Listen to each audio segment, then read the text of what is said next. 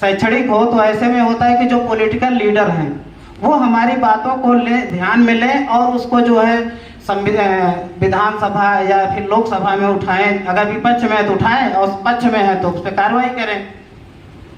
लेकिन जो है आप देखेंगे कि इधर बीच 2014 के बाद से, मैं साफ साफ कह रहा हूँ, इसके पहले ये चीज़ नहीं थी। 2014 के बाद से ऐसा हुआ है कि ओबीसी सीटों के साथ आरक्षण में खूब घोटाले हो रहे हैं। पहले ये घोटाले आईएएस की सीटों में किए गए, उसके बाद जो है कुछ जो सेंट्रल यूनिवर्सिटी की पोस्टें होती थी असिस्टेंट प्रोफेसर की या स्टेट यूनिवर्सिटी की, उसमें उन्होंने लाया था एक 13 पॉइंट रोस्टर। ये आप ये समझ लीजिए, इस सरकार की पॉलिसी होती है, नाम ऐसा देंगे कि आप समझ नहीं पाएंगे कि है क्यों 13 पॉइंट रोस्टर। आधे लोगों को समझाना कठिन हो जाता है ये है क्या।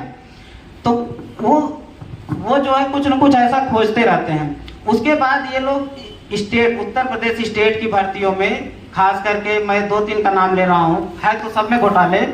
प्राथमिक शिक्षक भर्ती 69,000, जिसमें इन्होंने लगभग 18 से 20,000 सीटें खाली हैं, थोड़ा मोड़ा नहीं है। आप ये सोच लीजिए कि अगर किसी भर्ती में 1900 सीटें आरक्षित समूह की खा ली जाए तो एक बड़ा मुद्दा हो जाना चाहिए, लेकिन उन्होंने लगभग 18,000 सीटें खा ली, जिसमें कि जब तत्कालीन समय में चुनाव चल रहा था और सरकार को ये लगा कि मैं स्थिति मेरी खराब है, तो उन्होंने एक लिस्ट भी जारी कर दी, 6800 की लिस्ट जारी कर दी, और आज भी वो लिस्ट जहाँ की तहाँ पड़ी है।